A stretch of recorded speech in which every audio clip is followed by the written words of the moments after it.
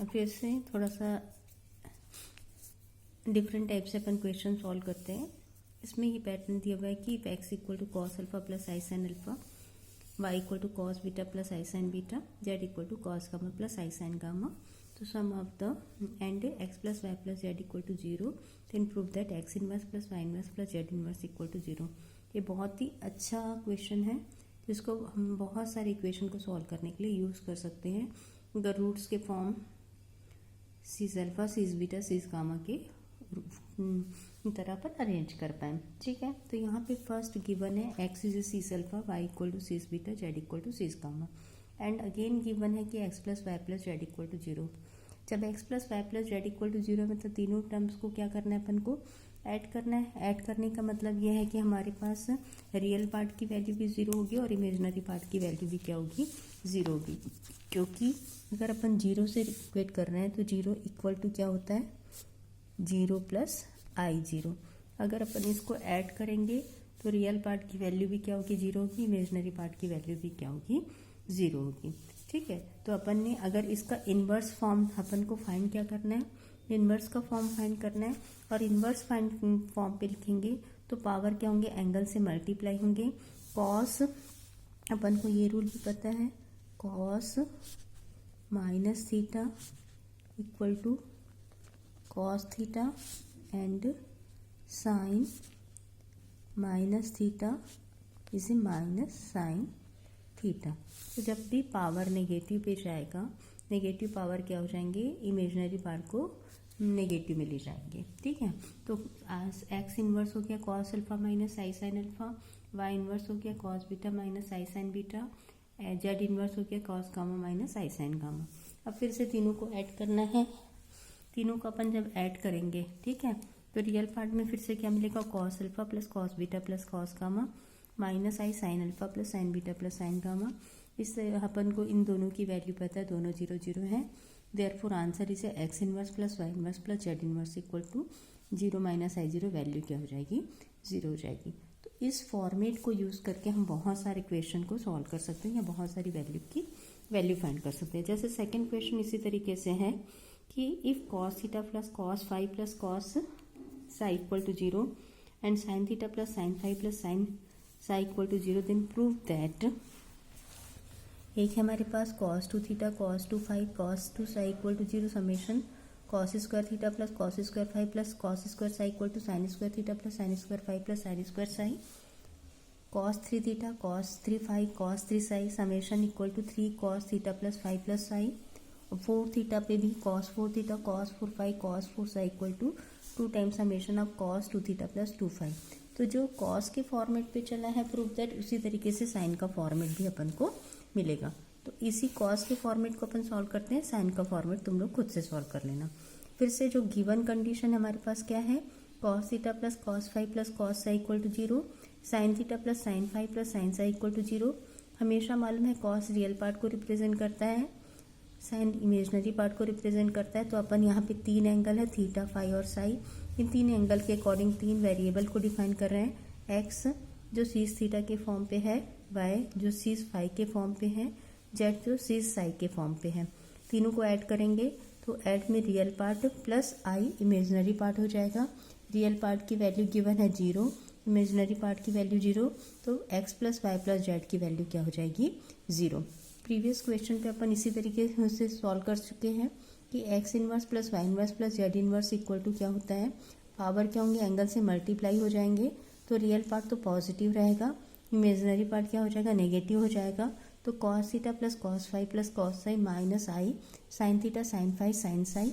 फिर से ये वैल्यू गिवन है zero, this value is zero, then answer is x inverse plus y inverse plus z inverse equal to zero. तो ये दो रिलेशन पता है, x plus y plus z equal to zero, x inverse plus y inverse plus z inverse equal to zero. अब अपन को जो proof करना है वहाँ पे पहुँच जाते हैं। फर्स्ट प्रूफ है cos two theta cos two phi cos two psi, two के टर्म्स पे आंसर चाहिए। तो अपन क्या करेंगे, जो अपन ने वैल्यू फाइंड किया x plus y plus z equal to zero, इसका क्या करेंगे, होल इन स्क्वायर कर लेंगे, ठीक है, स्क्वायरिंग बोथ साइड। तो अपन को फॉर्मूला मिलेगा a x plus y plus z whole square. अब इसका फॉर्मूला क्या होता है, a square plus b square plus c square plus 2ab plus b c plus c है। तो उसी फॉर्मेट में x square plus y square plus z square plus 2xy plus y z plus z x equal to 0। First square वाले format को उसी तरीके से ले चलेंगे। ब्रैकेट में जो टर्म्स है उसमें से एक्स वाई जेड कॉमन निकालेंगे। फर्स्ट टर्म पे जेड नहीं है तो ये जेड इनवर्स हो गया, सेकेंड टर्म पे एक्स नहीं है तो वो एक्स इनवर्स हो जाएगा, लास्ट टर्म पे वाई नहीं है तो वाई इनवर्स के फॉर्मेट में हो जाएगा। इस तरीके से अरेंज कर लेंगे। इसकी वैल्यू क्या होती है अपन ने प्रूव कर ली है, इसकी वैल्यू क्या होती है 0, तो अपन को मिलेगा x square plus y square plus z square equal to 0। अब एक्स क्या है तुम्हारे पास, सीस थीटा का फॉर्म है, वाई क्या है तुम्हारे पास, सीस फाई का फॉर्म है, जेड क्या है सीस गामा का फॉर्म है। स्क्वायर करोगे तो एंगल पे वैल्यू मल्टीप्लाई हो जाएगी, तो cis 2 theta cis 2 phi plus cis 2 gamma equal to 0। फिर से इसको रियल और इमेजनरी पार्ट पे लिखेंगे। रियल पार्ट की वैल्यू क्या होगी 0 प्लस आई 0 से 0 और इमेजनरी पार्ट की वैल्यू क्या होगी 0 प्लस आई 0 से इमेजनरी। तो ये आंसर अपन को साइन के लिए भी मिलेगा और कॉस के लिए भी मिलेगा। अब इसी पे देखना सेकंड जो प्रूफ है, सेकंड प्रूफ क्या है, cos square theta plus cos square phi plus cos square psi equal to sine square theta sine square phi plus sine square psi, है ना। तो इसके लिए अपन को चाहिए, तो यहाँ पे अपन ने क्या किया, cos square theta plus cos square phi plus cos square psi equal to 0 है। तो यहाँ पे कॉस टू थीटा का फॉर्मूला यूज किया, cos square theta minus sine square theta, cos square phi minus sine square phi, cos square psi minus sine square psi. दोनों side को क्या कर लेंगे अपन, एक साइड पूरा कॉस का ले लेंगे, दूसरी साइड साइन का ले लेंगे, तो भी दोनों क्या हो जाएंगे, इक्वल हो जाएंगे। ठीक है, अब इसी क्वेश्चन पे और इसको सिंप्लीफाई करना है। अपन को इसकी वैल्यू चाहिए 3/2। इसमें क्या प्रूफ करना है 3/2। 3/2 प्रूफ करने के लिए फिर से अपन क्या कर सकते हैं, कॉस स्क्वायर थीटा को 2 कॉस,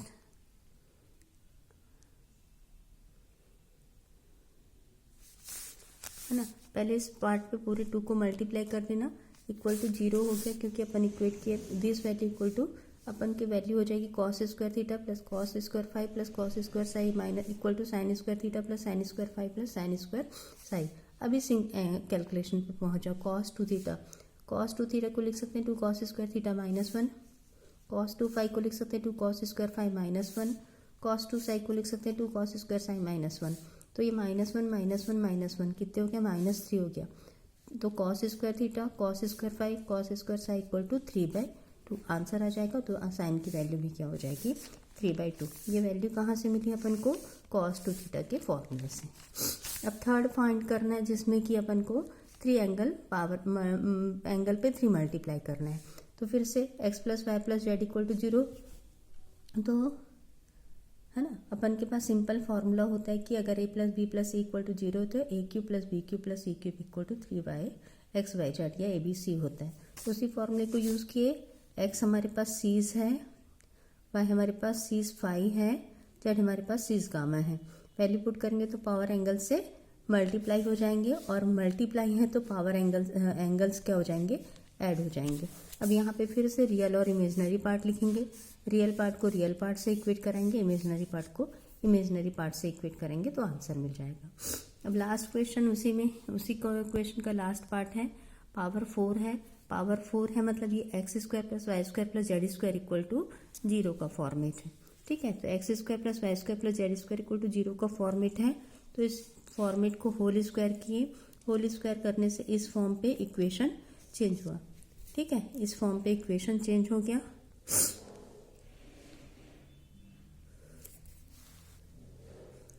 ठीक है, तो अपन ने क्या किया, इस इक्वेशन को x4 plus y4 plus 2x square y square minus 2xyz equal to 4x square y square के फॉर्मेट पे अरेंज कर लिया।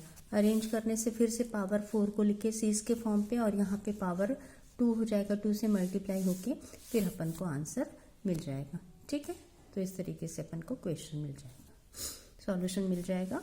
अब ये लास्ट फॉर्मेट भी उसी तरीके से है, चाहो तो तुम सॉल्व कर सकते हो खुद से ही, कोई दिक्कत नहीं होगी।